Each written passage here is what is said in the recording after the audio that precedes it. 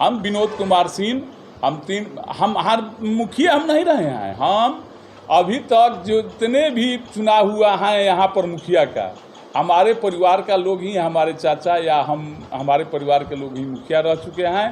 हमारे परिवार में समिति के सदस्य हैं, मुखिया हैं, जिला परिषद भी हम ही जिताते हराते हैं। और जब मेरे साथ में हैं पूर्वी तिरपा पंचायत के मुखिया जो लगातार 3 टर्म से यहाँ से मुखिया हैं और जन सुराज के काफ़ी सक्रिय लीडर हैं और पार्टी में जिला के उपाध्यक्ष हैं, लगातार दूसरी बार जिला के उपाध्यक्ष हैं और यहाँ पर कई शिक्षण संस्थानों का उन्होंने स्थापना किया और कई सामाजिक कार्य में लिप्त रहे हैं, सामाजिक कार्यों में बड़ी रुचि रही है। आइए हम बात करते हैं विनोद कुमार सिंह, आखिर यहाँ जन सुराज में क्या उनको अच्छा लगा कि जन सुराज में आए। आपका स्वागत है हमारे चैनल में। देखिए, मेरा परिवार और मैं पूरे आजीवन हम लोग भारतीय जनता पार्टी से जुड़े हुए थे, लेकिन जब प्रशांत किशोर जी का पदयात्रा शुरू हुआ और पदयात्रा हमारे पंचायत में उनका पड़ाव गिरा, जब हमारे पंचायत में गिरा तो मुझे कहा गया कि चल के प्रशांत किशोर जी से थोड़ा सा मिलिए। जब मैं उनसे मिला तो उनका विचार इतना सुंदर मुझे लगा कि हर पार्टी से अलग इनका विचार है। बिहार के विकास के लिए ये बहुत ज़्यादा सोच रहे हैं, विकास धरातल पर करना चाह रहे हैं, जो पार्टी विकास आज तक नहीं कर पाया है। भारतीय जनता पार्टी का शासन रहा है, जदयू का रहा है, राजद का रहा है, लेकिन इन लोगों के द्वारा जो मूल रूप से विकास होना चाहिए सही ढंग से, वो बिहार का विकास नहीं हो पाया है। जब इन्होंने अपना विचार रखा कि मैं बिहार के लिए ये करना चाह रहे हैं, वो बोले कि इस हमारे जो पार्टी बनेगा पदयात्रा के बाद, वो उसमें सही लोग रहेंगे, सही सोच के में लोग रहेंगे, सही लोग, सही सोच और सामूहिक प्रयास से बिहार का विकास करूंगा। सर, जनता का सेवा लगातार जो है बीजेपी के पार्टी के तरफ से आप रह कर रहे हैं, लेकिन प्रशांत किशोर जी का क्या ऐसा काम जो अच्छा लगा, क्या उनका ऐसा बात जो अच्छा लगा कि आप इतना दिन से मेहनत करते हुए प्रशांत किशोर के विचारधारा पर आप खुद करें? हाँ, मैंने प्रशांत किशोर जी के वही तो बोल रहा हूँ, प्रशांत किशोर जी के विचारधारा इतना सुंदर मुझे लगा। वो चाह रहे हैं कि बिहार में शिक्षा की सबसे आवश्यकता है, हर घर में लोग शिक्षित हो जाए, हर व्यक्ति शिक्षित हो जाए, और जो बिहार का पलायन है, बिहार में जो बेरोजगारी है, उस बेरोजगारी को मैं दूर करूं। तो बिहार में 2 ही मेन समस्या हैं, शिक्षा का और बेरोजगार का। यहाँ के लोग विदेश में जाते हैं रोजगार करने के लिए, बिहार से बाहर अदर स्टेट में जाते हैं रोजगार करने के लिए। यही उनका सोच है कि हम बिहार में क्यों नहीं रोजगार देंगे, बिहार के लोग जब शिक्षित हो जाएंगे, उन लोगों को बिहार में रोजगार मिलने लगेगा तो वो लोग पलायन नहीं करेंगे। मान लीजिए पलायन करने में कितना प्रॉब्लम है, वहाँ 24-24 घंटा लोग मजदूर काम करते हैं, पेमेंट नहीं मिलता है अच्छा से। वो लोग घर आते हैं, घर आने में ट्रेन में देखते हैं कि आधा पैसा ट्रेन में टीटी और एथी ले लेते हैं। जो भी कमाते हैं उसका 50% रुपया तो उसी स्टेट में रह जाता है। वो लोग लाते हैं कहाँ अपना परिवार के जीविका के लिए, बहुत कम राशि लेकर आते हैं। और उनका जो विचार है कि नहीं, हम बिहार में रोजगार देंगे, बिहार के लोग को शिक्षित बनाएंगे, इसी से मैं उनके विचार से मैं अथी हुए और हमको उनका विचार बहुत सुंदर लगा, इसलिए मैं जन सुराज का अपना सदस्यता अपना ग्रहण किए। आपको क्या लगता है सर कि पूरे बिहार में प्रशांत किशोर जी पार्टी गठन करने के बाद पूरे बिहार में 243 सीट पर चुनाव लड़कर अपना सरकार बनाएंगे? हाँ, प्रशांत किशोर जी का जो मिशन चल रहा है, प्रत्येक पंचायत में 3-3 क्लब का गठन किए हुए हैं, 3-3 क्लब उनका काम कर रहा है। एक क्लब में मिनिमम से मिनिमम 50 आदमी हैं, तो एक पंचायत में 150 आदमी हो गया। तो जब 150 किसी भी पंचायत में कार्यकर्ता अपना स्थायी हो गया तो जोड़िए कि कितना हो गया। तो एक अगर कार्यकर्ता 5 आदमी को जोड़ेंगे तो हमारे 150 कार्यकर्ता हैं, तो हम क्यों नहीं आगे बढ़ेंगे। उनका जो मिशन है, काम करने का जो तरीका है बहुत सुंदर है। प्रशांत किशोर जी पूरे बिहार में 243 सीट पर चुनाव लड़ेंगे और कोई भी पार्टी चाहे राजद हो या भाजपा हो, प्रशांत किशोर जी के ही दल के प्रत्याशी से लड़ेंगे। प्रशांत किशोर जी नहीं लड़ेंगे, प्रशांत किशोर जी के दल के जो प्रत्याशी खड़ा होगा उनसे ये लोग लड़ेंगे। तो आप जो है चुनाव लड़ने के लिए आए हैं या संगठन को मजबूत करने के लिए आए हैं? कि पहले तो हम लोग संगठन से उनके विचार से जुड़े हुए हैं, अभी तो हम लोग संगठन को मजबूत बनाएंगे। आज संगठन को मजबूत बनाने के बाद 2 अक्टूबर को पार्टी की घोषणा होगी और 5 करोड़ उनका लक्ष्य है कि सदस्य हम बनाएंगे और उसके बाद अपना पार्टी का घोषणा करेंगे। जब पार्टी का उनका घोषणा हो जाएगा तो उनके द्वारा उनका जो कमेटी हैं वो क्षेत्र में भ्रमण करेंगे और कौन सा अच्छा प्रत्याशी हैं उनका चयन करेंगे। किस प्रत्याशी के पकड़ है उस क्षेत्र में, कौन सा प्रत्याशी अच्छा चरित्रवान है, अच्छा काम करने वाला है, उनको अपना उम्मीदवार बनाएंगे।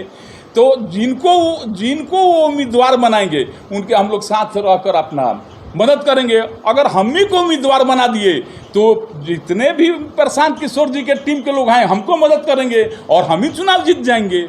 ये तो संगठन के ऊपर है, संगठन जिसको चाहेगी उसी को उम्मीदवार बनाएगी और जिसको भी बनाएगी वो चुनाव निश्चित रूप से जीतेंगे। प्रशांत किशोर जी का पार्टी निश्चित रूप से जीतेंगे। ऐसा नहीं सर, लगता आप कि कह रहे हैं कि हर एक बात पर आप कह रहे हैं कि प्रशांत किशोर की जो पार्टी होगी वो 243 सीट पर जीत रही है, लेकिन आरजेडी जो है इतना पुराना पार्टी है, महागठबंधन है, एक तरफ एनडीए है, तो इससे आपको नहीं लगता है कि मुकाबला जो होने वाला है कहीं ना कहीं जो है त्रिकोणीय मुकाबला होने वाला है? नहीं, देखिए प्रशांत किशोर जी इसके पूर्व भी चुनाव लड़ सकते थे, लेकिन क्यों नहीं लड़े?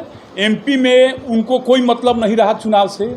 जब तक वो सोच रहे हैं कि मेरा जब तक संगठन मजबूत नहीं हो जाएगा, मेरा सदस्य ज़्यादा नहीं हो जाएगा, मेरा जो विचार है घर घर हर व्यक्ति के पास नहीं पहुंचेगा, जब तक ले मैं चुनाव नहीं लड़ूंगा। अब उनका जो विचार है, जो उनका सिद्धांत है, हर घर हर व्यक्ति के पास पहुंच चुका है।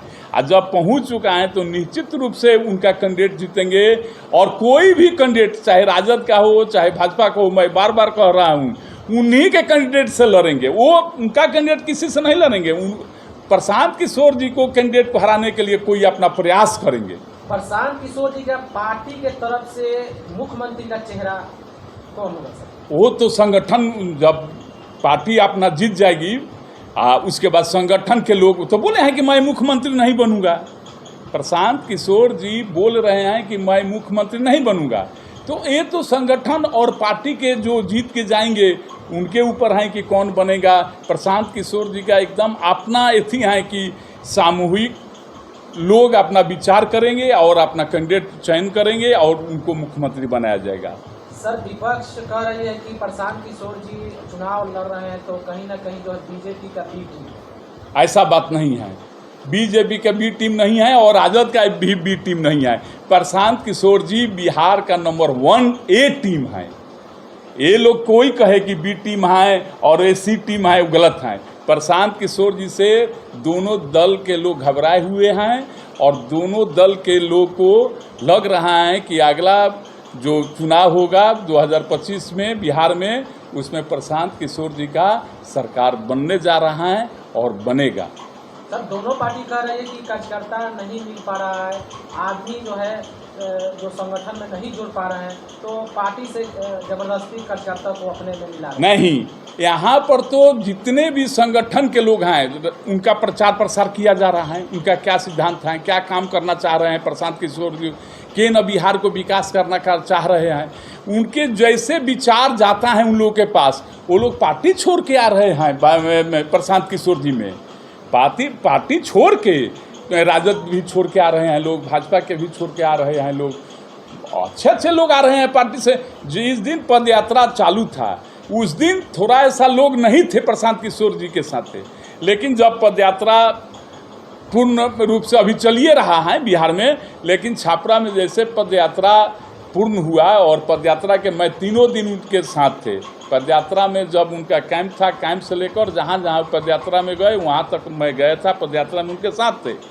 लेकिन पदयात्रा के बाद अब जितने भी लोग को लग रहा है कि नहीं भाई उनका बिहार में सोच अच्छा है, बिहार को का विकास करना चाह रहे हैं, कोई भी आज तक चुनाव हुआ है, आप देखिएगा कोई भी पार्टी शिक्षा के नाम पर वोट मांगा है कि आपके परिवार को हम शिक्षित कर देंगे, चाहे राजद या भाजपा।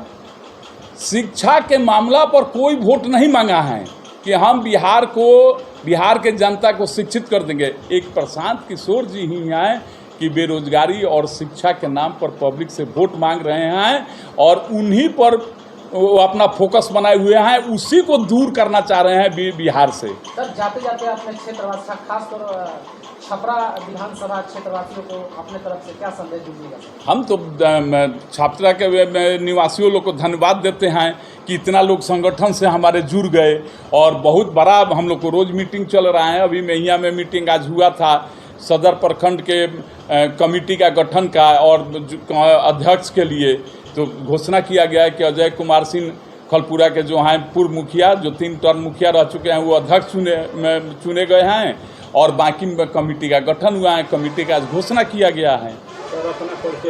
हम विनोद कुमार सिंह, हम हर मुखिया हम नहीं रहे हैं। हम अभी तक जितने भी चुनाव हुआ है यहाँ पर मुखिया का, हमारे परिवार का लोग ही, हमारे चाचा या हमारे परिवार के लोग ही मुखिया रह चुके हैं।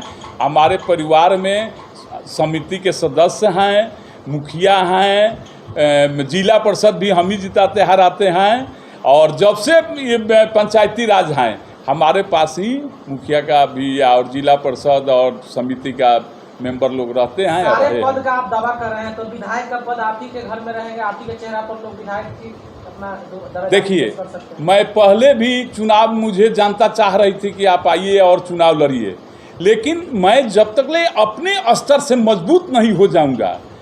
मैं समझता हूं कि चुनाव लड़ने में कितना प्रॉब्लम है, पैसा कितना लगता है, तो जब हम अपने स्ट्रांग रहेंगे तब ना अभी तो हम अपना अभियान चला रहे हैं कि घर घर घूमे, घर घर अपना, हम भी चाहते तो भाटा चला सकते थे, हम भी चाहते तो कोई बिजनेस करते थे, लेकिन हम क्यों एजुकेशन से जुड़े? एजुकेशन से इसीलिए जुड़े कि शिक्षा लाइन से हम जुड़ेंगे, हम दूसरे किसी लाइन में नहीं जा सकते हैं और अच्छा पब्लिक के लिए काम करेंगे तो कभी ना कभी पब्लिक मुझे मौका देगी और मैं विधायक चुने जाएंगे।